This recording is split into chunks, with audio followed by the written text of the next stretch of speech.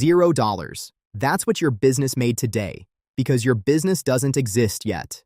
Right now, it's just a thought, a note in your phone, an idea you've had 3 times this week and pushed back down because the timing isn't right and you don't know enough yet, and what if it fails?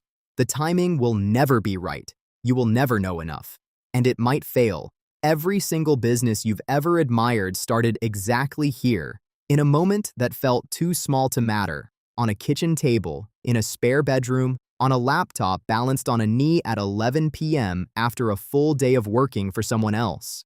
Today we're going through every level of business, from the person with an idea and 0 revenue all the way to the exit, the check, the room where everything changes. Each level has different problems, different rules, different versions of you. Let's start at the beginning.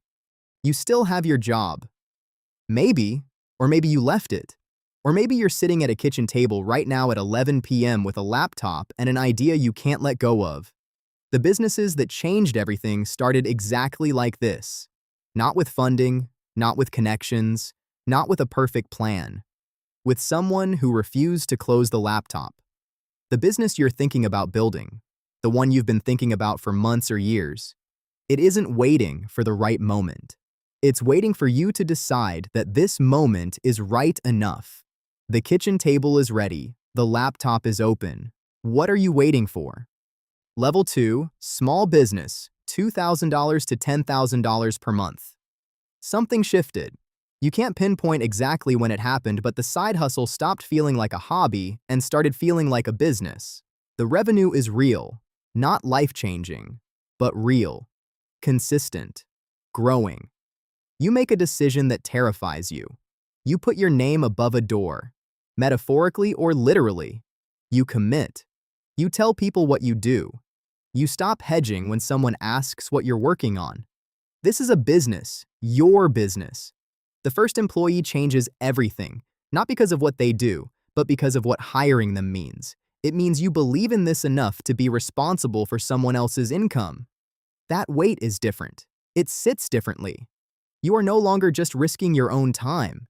You are responsible for another person's livelihood. The problems at this level are relentless. Something breaks every week. A client doesn't pay. A supplier lets you down. The thing you built your pricing around changes, and you have to rebuild the pricing.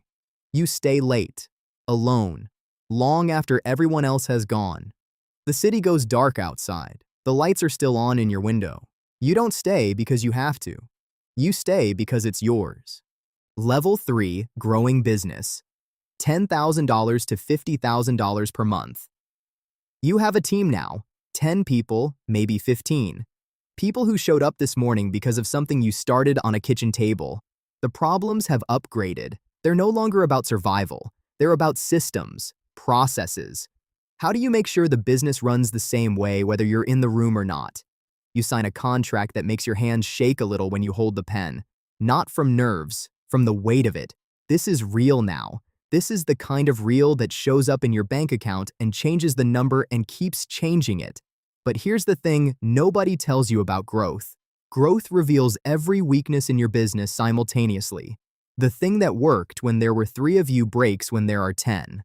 The process that was fine when you had 5 clients falls apart at 20.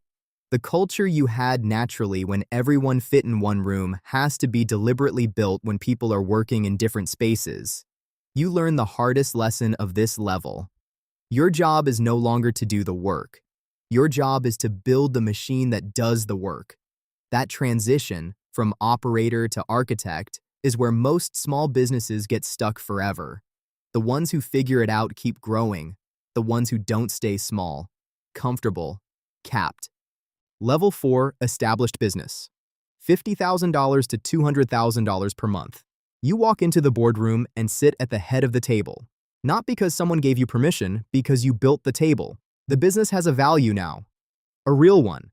Someone has looked at your revenue and your margins and your growth trajectory and put a number on what you've built. 7 figures. You sit with that number for a moment. You don't tell many people. You've noticed that talking about money at this level makes people strange. The business runs without you now. Not completely, but mostly. You leave at 5 p.m. one Tuesday. Not because you have somewhere to be, just to see what happens. Nothing breaks. The team handles it. The revenue comes in, the emails get answered. You sit in your car in the car park for a few minutes. This is what you were building toward, not the money. This, the machine that works without you constantly feeding it. Level 5, scaling, $200,000 to $1 million per month. You open a second location, then a third, or you raise capital, or you acquire a competitor, or you license the model.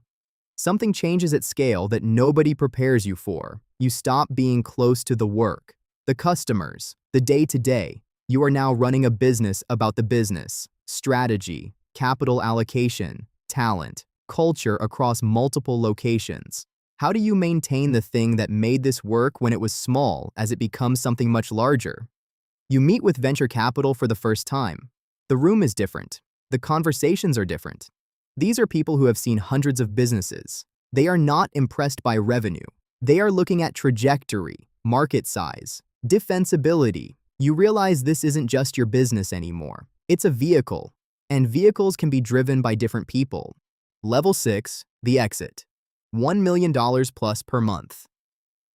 The call comes on a Thursday. Someone wants to buy what you built, not a small offer, a real one. The kind that has multiple commas in it. The kind that your accountant reads twice before saying anything. You sit across from investment bankers in a boardroom that costs more to rent per hour than your first month of revenue. They are calm, professional. They have done this hundreds of times. For you, this is happening once. You sign the documents on a Wednesday afternoon. No ceremony, no announcement.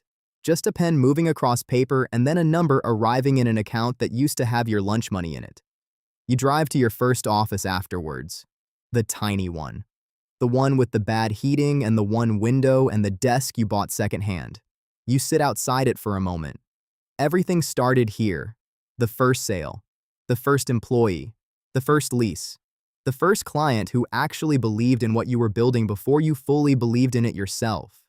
All of it. From here. Level 7, beyond the exit. You are now on the other side of the table. A young founder sits across from you, nervous, prepared, believing in something the way you believed in something 15 years ago.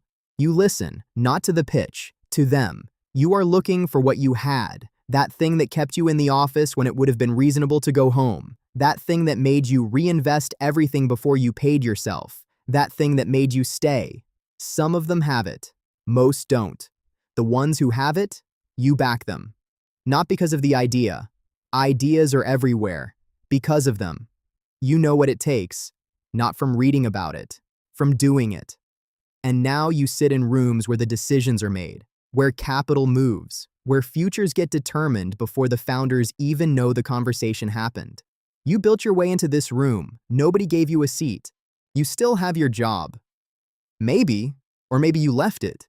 Or maybe you're sitting at a kitchen table right now at 11 p.m. with a laptop and an idea you can't let go of. The businesses that changed everything started exactly like this. Not with funding, not with connections, not with a perfect plan. With someone who refused to close the laptop. The business you're thinking about building, the one you've been thinking about for months or years, it isn't waiting for the right moment. It's waiting for you to decide that this moment is right enough. The kitchen table is ready. The laptop is open. What are you waiting for?